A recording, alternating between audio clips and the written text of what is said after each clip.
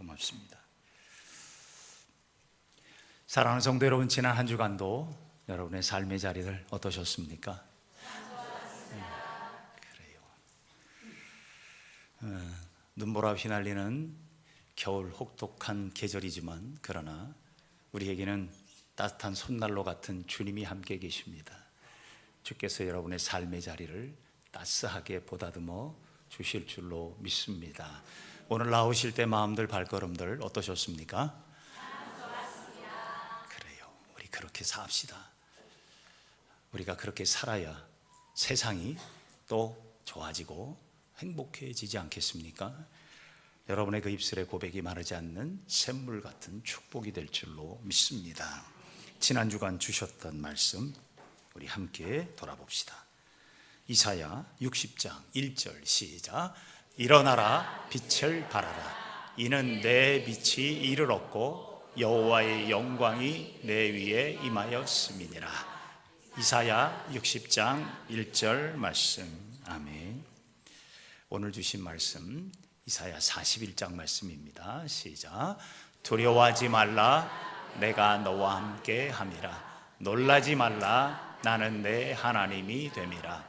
내가 너를 굳세게 하리라. 참으로 너를 도와주리라. 참으로 나의 의로운 오른손으로 너를 붙들리라. 이사야 41장 10절 말씀. 아멘.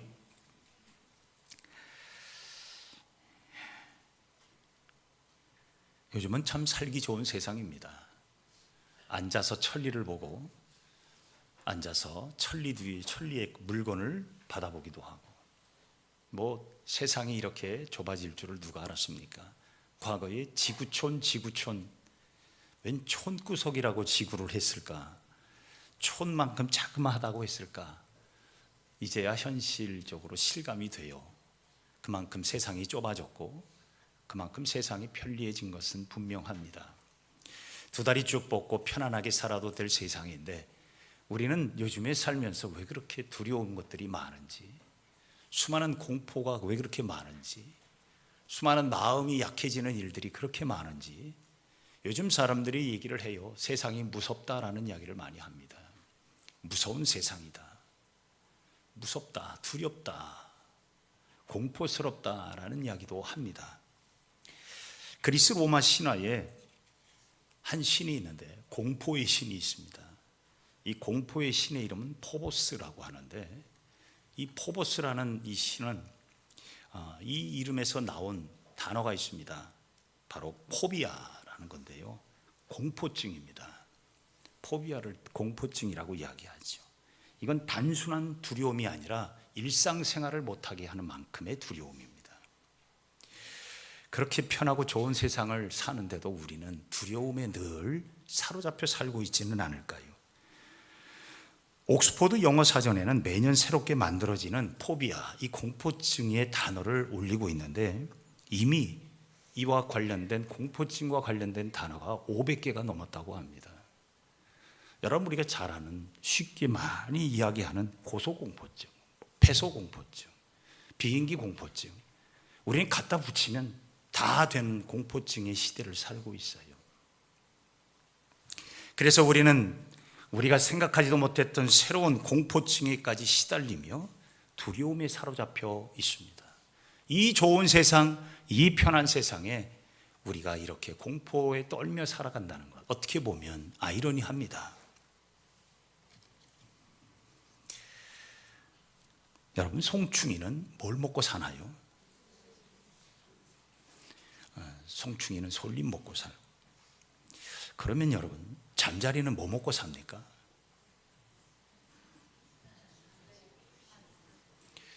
잠자리는 날아다니는 곤충, 자기보다 더 작은 곤충들 잡아먹고 산다고 합니다. 그 중에 제일 좋아하는 음식거리가 있답니다. 모기파리입니다.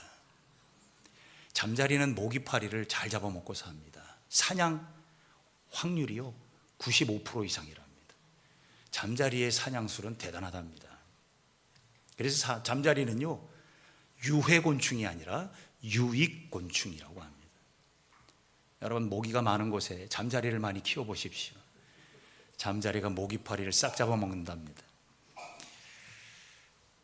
자, 그러면 지렁이는 뭘 먹고 살까요?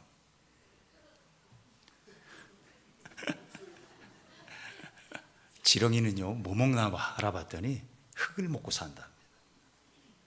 흙에 뭐가 있다고 먹고 살까요?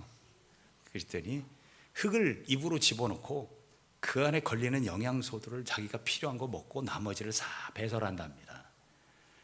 그래서 지렁이가 흙 속에서 토양을 이렇게 거름지게, 기름지게 만드는 역할을 하는, 이것도 지렁이도 어떻게 보면 우리에게, 농사 짓는 사람들에게는 유익한 동물이지요. 성경에 보니까 오늘 본문 이사야 41장 14절에 이렇게 이야기를 합니다. 버러지 같은 너 야곱아. 버러지. 그런데 이걸 세번역으로 보면, 옛날 개역 한글이나 세번역으로 보면 이렇게 씁니다. 이사야 41장 14절 세번역으로 보면 너 뭐 같아가요? 지렁이 같은 야곱아, 그리고 벌레 같은 이스라엘아 라고 말합니다. 지렁이 같고 벌레 같다, 이거 같은 단어입니다. 히브리어로 톨라이트라는 말인데 지렁이로 번역해도 맞고 벌레라고 번역해도 맞습니다. 하나님은 야곱, 즉 이스라엘 백성들을 향해서 뭐라고 표현했냐면 너희는 지렁이 벌레 같다. 가만히 돌아보니까 정말 지렁이 같은 인생이에요. 이웃 나라들의 수없는 먹잇감, 이리저리 짓밟히고 분열되고 멸망하고 바벨론 포로가 될 지경까지 이르는 이 지렁이 같은 인생. 그래서 하나님은 이스라엘을 보면서 너희는 지렁이 같다라고 표현을 하신 것 같아요. 얼마나 지렁이가 약한 줄 아십니까? 지렁이가요, 사람이 한번 밟으면 그냥 끝나잖아요. 그래서 속담이 나왔어요. 뭔지 아십니까? 지렁이도 밟으면 꿈틀한다. 그런데 슬픈 건 꿈틀하고 죽는 겁니다. 꿈틀하고 살면 좋지요, 꿈틀하고 죽어요. 그렇게 약해요. 지렁이는요, 또 햇빛에 약합니다. 빛에, 열에 약한 존재입니다. 그래서 주로 지렁이는 어디 살아요? 땅 속에 습기가 있는 어두운 곳에 삽니다. 그런데 여기가 사는 곳이라고 생각했는데 비가 내리면 지렁이가 다 어디로 나와요? 땅 위로 나옵니다. 왜 나올까요? 살려고 나옵니다. 맞는 말이에요. 살려고 나오는데 왜 밖으로 나와요? 지렁이 밖으로 나오면 위험한데. 땅 속에 있으면요, 비가 다 땅 속으로 들어가니까 지렁이가요, 물에 빠져 죽어요. 그렇게 숨을 못 쉬어요. 그래서 다 어디로 기어나와요? 바깥으로 기어나와요. 그래도 다행히도 비가 내리는 동안에는 괜찮은데 비가 그치면, 해가 쬐기 시작하면 그 다음부터 지렁이는 어떻게 해요? 말라 죽어요. 지렁이가 몇 도면 타 죽는 줄 아십니까? 30도면 타 죽는다. 우리 체온이 몇 도예요? 36.5도. 지렁이를 사람이 손으로 잡고 있으면요, 지렁이 죽어요. 그냥 화상 입어 죽습니다. 30도만 넘으면 지렁이는 못 살아요.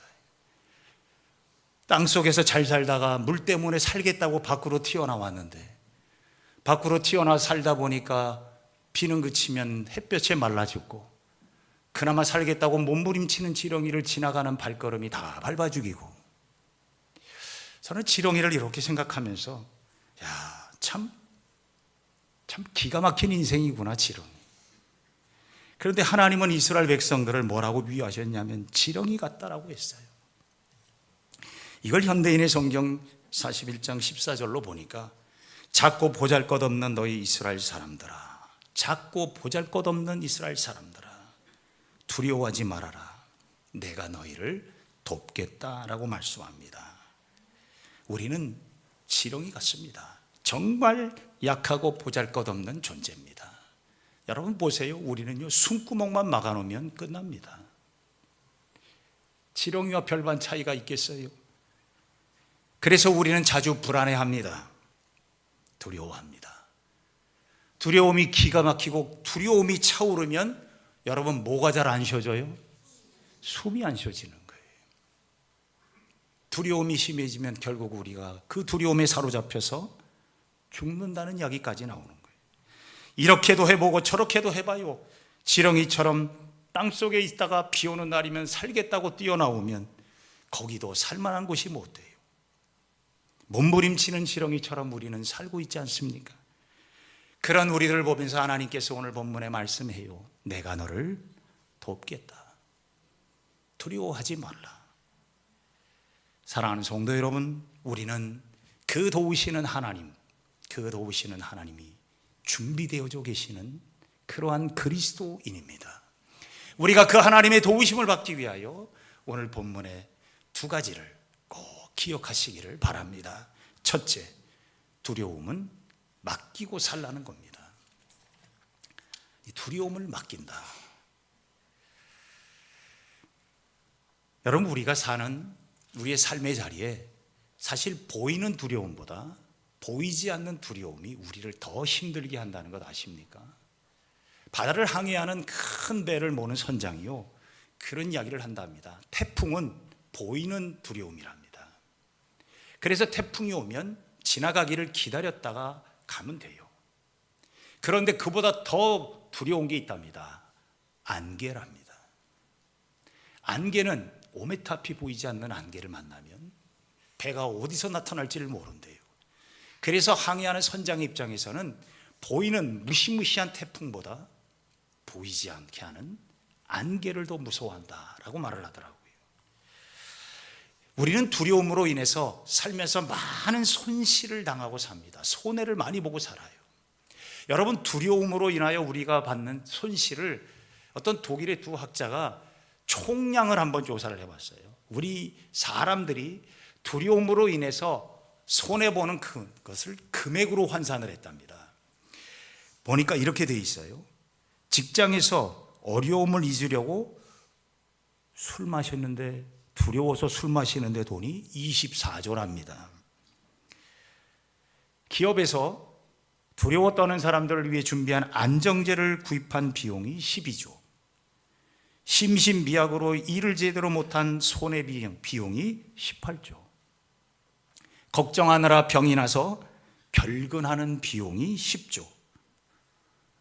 회사 입장에서 두려워서 떠는 일로 인하여 회사가 손해보는 걸 금액으로 환산해 보니까 이렇게 나와요. 이걸 총액으로 하니까 한 65조에서 70조랍니다. 여러분, 두려움은요, 우리에게 보이지도 않는데 그 두려움으로 인해서 생기는 손해가 이렇게 막중하다는 말입니다. 보이는 삶이 보이지 않는 두려움으로 인하여 얼마나 많은 손해를 보는지 우리는 잘 압니다. 그러기에 오늘 하나님은 이사야 선지자를 통하여 10절에 우리가 읽지는 않았습니다만 오늘 요절의 말씀이죠. 자, 우리가 한번 이 말씀을 다 같이 나를 향한 하나님의 말씀으로 알고 한번 큰 소리로 읽어봅시다. 시작. 두려워하지 말라. 내가 너와 함께함이라. 놀라지 말라. 나는 내 하나님이 됨이라. 내가 너를 굳세게 하리라. 참으로 너를 도와주리라. 참으로 나의 의로운 오른손으로 너를 붙들리라. 아멘. 오늘 말씀의 첫 번째 단어는 두려워하지 말라라고 되어 있습니다. 여러분, 살면서 우리가 두려워하지 않는 경우가 어디 있어요? 두려움은요, 누구나 다 느끼는 감정이고 느낌이에요. 두려움의 감정조차 갖지 말라고 하면 그건 사람이 아닙니다. 우리는 작은 두려움도 있고 큰 두려움도 경험합니다. 하나님은 두려움, 감정까지 갖지 말라는 말이 아니에요. 여기서 두려워하지 말라라는 말씀은 그 두려움의 감정 문제가 아니라 그 두려움에 대한 우리의 태도, 자세를 말하는 거예요. 누구나 우리는 두려움을 느끼며 삽니다. 어느 날 갑자기 누구를 만났는데 깜짝 놀라는 거예요. 스타일이 달라졌어요. 무서워 보여요. 그럴 수 있잖아요. 그러면 순간 깜짝깜짝 놀라기도 하고 두렵기도 한 거예요.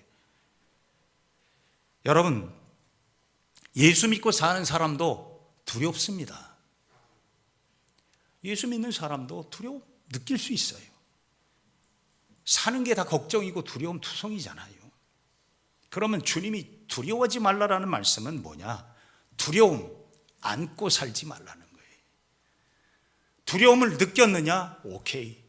그런데 그 두려움을 안고 살지는 마라. 두려움에 사로잡혀 살지 말고 요거를 어디에다가 하나님께 뭐하라? 맡기라는 거예요. 하나님께 줘버리라는 거예요. 그게 신앙이고 그 사람이 하나님을 믿는 사람이라고 말할 수 있는 겁니다. 여러분, 우리가 살면서 느끼는 두려운 감정들, 두려움, 공포 이런 것들을 우리가 느낄 때마다 맡기세요. 하나님 가져가세요. 이거 하나님께 맡깁니다. 제가 초등학교 이렇게 하교 시간에 미국에서도 그랬습니다만은 한국도 비슷해요. 보면 하교 시간에 초등학교 1학년 새로 들어간 아이들 보내는 부모와 할아버지 할머니들 이렇게 기다리는 거 보면요, 비슷한 공통점이 있습니다. 아이들이 가방 들고 신발 주머니 들고 막 이렇게 나오면 대부분이 다 어떻게 해요? 가방을 누가 져줘요? 신발 주머니까지 다 챙겨줘요. 그러면 아이는요 신나게 막 뛰어갑니다. 저는 그 장면을 보면서 우리가 저렇게 살아야 되는 거 아닌가? 안 그래요? 그러면 할아버지 할머니 그거 맡기고, 여러분 보세요. 그 애들 가방이나 신발 주머니 하나 맨다고 뭐 힘들 거 하나도 없어요. 우리 하나님한테 맡기면요, 하나님은 하나도 힘들어하지 않아요. 하나님은 우리의 두려움을 맡아주시고 우리를 기쁘게 뛰게 만드시는 분입니다. 여러분, 다윗이 사울에게 얼마나 쫓겨다녔는지 몰라요. 두려움의 공포 속에 사로잡힌 적도 많았어요. 자는 게 자는 거겠습니까? 여러분, 사울이 자기 사위 다윗을 죽이려고 쫓아다녀요. 여러분, 죽이려고 쫓아다니는 다윗이 두 다리 쭉 뻗고 여러분 잠자리 편하게 한번 잡았겠습니까? 언제 들이닥칠지. 그래서 다윗은 굴에 들어가기도 하고 이웃나라 블레셋에 망명하기도 하고, 망명한 것도 모자라서 가서 미친 척하기도 하고. 여러분, 그런 삶을 산다는 것, 저는요 오늘날 다윗이 그 도망자의 신세로 지냈던 그 수년의 세월은 여러분 공포 속에 살았어요. 그는 밀폐된 곳에 갔으면 아마 폐쇄공포증이 있었을 거예요. 어디서 사울의 비슷한 소리만 나와도 그 소리만 들으면 자다가도 벌떡벌떡 일어났을지도 몰라요. 그런데 다윗이 견디고 버텨낼 수 있었던 게 뭔지 아십니까? 시편 34편은 다윗이 쫓겨다니면서 블레셋에 망명하고 미친 척하기도 하고 했던 때에 썼던 시예요. 내가 여호와께 간구하며 내게 응답하시고 내 모든 뭐에서? 두려움에서 건지셨도다. 환난에서 건진 게 아니라 두려움에서 건져주셨다 그랬어요. 성도 여러분, 하나님은 우리가 두려움의 포로가 되기를 원하지 않고, 두려움은 하나님께, 걱정도 하나님께, 근심도 하나님께 맡기고 주께서 주시는 은혜와 기쁨과 감사를 누리도록 우리 곁에 계시는 줄로 믿습니다. 여러분 곁에 계세요. 여러분의 삶 곁에 늘 계세요. 그리고 주님은 우리에게 뭘 원하시냐? 내게 맡기라. 내가 너를 도와주리라. 내가 너를 붙들어 주리라. 참으로 의로운 오른손으로 너를 붙들어 주리라. 이게 주님이 하시는 일이에요. 우리 주님은 이를 위해서 우리에게 믿으라고 했고 우리의 도움이 되겠다고 약속하신 겁니다. 사랑하는 성도 여러분, 하나님은 우리에게 두려움에 대한 귀한 자세를 말씀하고 있습니다. 두려움을 느낄 때 두려움만 생각하고 사로잡히고 두려움을 끌어안고 공포증에 시달리는 인생이 아니라 주님께 맡기고 주님께 드리고 주님께서 인도하시는 은혜를 누리며 살아가는 행복한 성도들이 되시기를 바랍니다. 두 번째로 기억해야 될 것, 나의 약함은 하나님께 맡기십시오. 나의 약함도 하나님께 맡기세요. 하나님은 우리의 약함과 부족함을 당신께 맡기라고 합니다. 지렁이 같은 약한 존재가 하나님의 손에 잡히면, 하나님께 맡겨지면 어떤 역사가 일어날까요? 오늘 본문 15절, 보라 내가 너를 뭐라고요? 이가 날카로운 새 타작기로 삼을 것이다. 지렁이가 하나님의 놀라운 새 타작기인데 뭐까지 많아요? 이가 날카로운. 여러분, 지렁이 이를 보신 적이 있나요? 지렁이 이가 있어봤자 무슨 소용이 있겠습니까? 그런데 지렁이 이가 날카로운 새 타작기로. 저는 이 타작기를 생각하면 우리 옛날에 콩 털고 깨 털고 곡식 터는 타작기 있잖아요. 수동 이렇게 던지는 타작기 있잖아요. 저는 그거 볼 때마다 그 순간에 농부는 얼마나 기쁘고 행복할까. 근데 이것도 보통 타작기가 아니라 새로운 타작기예요. 한 방에 팍팍 터지는 거예요. 낡고 힘없는 타작질하면요 제대로 안 털어져요. 근데 하나님이 말씀하신 이 타작기는요 한 방에 팍팍 털어요. 오늘 보면 15절 후반부에 그랬잖아요. 내가 산들을 쳐서 뭘 만들어요? 부스러기를 만들어. 작은 산들은 뭐같이? 겨같이. 우리는 약한 존재 맞습니다.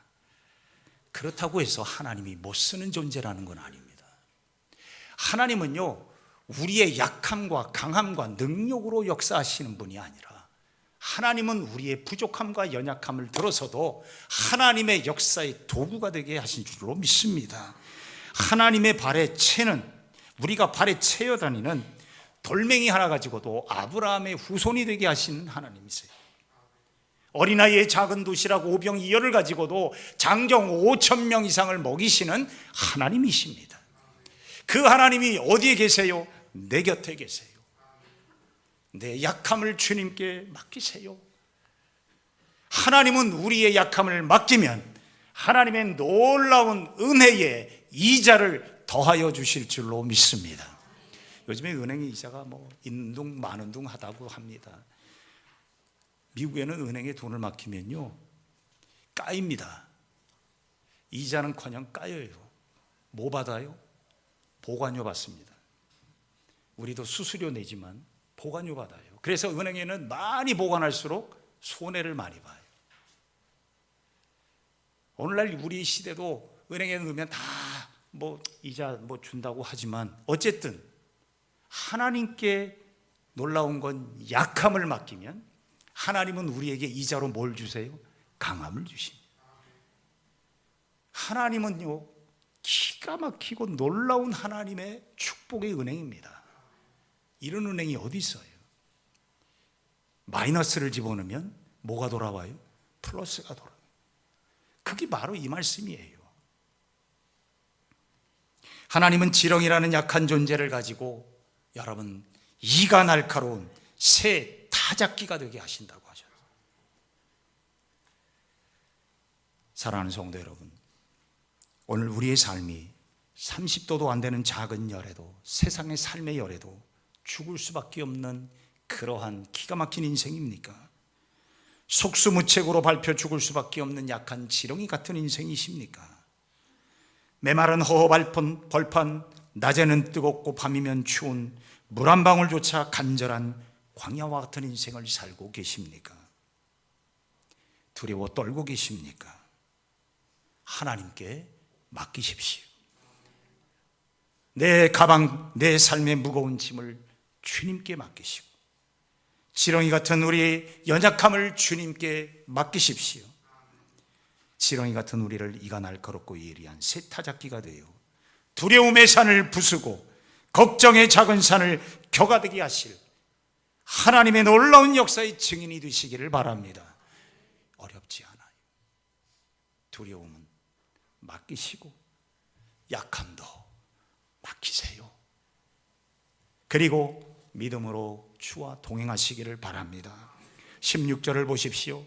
네가 그들을 까부른즉 바람이 그들을 날리겠고 회오리 바람이 그들을 흩어버릴 것이로되 너는 여호와로 말미암아 즐거워하겠고 이스라엘의 거룩한 이로 말미암아 자랑하리라. 아멘. 조금만 기다리세요. 조금만 견뎌보세요. 여러분, 하나님께 맡겼으면 시간을 누구의 시간에 맞추라? 하나님의 시간에 맞추셔야 돼요. 그럴 때 하나님이 기가 막힌 때에, 하나님이 놀라운 때에, 하나님의 축복의 때에 여러분의 삶의 자리에 응답하실 줄로 믿습니다. 기도하십시다. 사랑이 많으신 아버지 하나님, 감사합니다. 오늘 우리 가운데 함께 하실 하나님, 우리 곁에 계시는 하나님을 바라보며 두려움을 만날 때, 두려울 때 내게 맡은 두려움을 주께 맡기며 나아가게 하여 주옵소서. 하나님, 우리는 약하고 부족하고 참 힘이 없습니다. 그 약함도 주님께 맡깁니다. 지렁이 같은 우리의 삶을 들어 아버지 하나님, 이가 날카로운 새타잡기가 되어 큰 산을 날려버리며 작은 산조차 겨처럼 날려버리는 하나님의 위대한 역사를 보게 하실 줄로 믿습니다. 예수님의 이름으로 기도하옵나이다.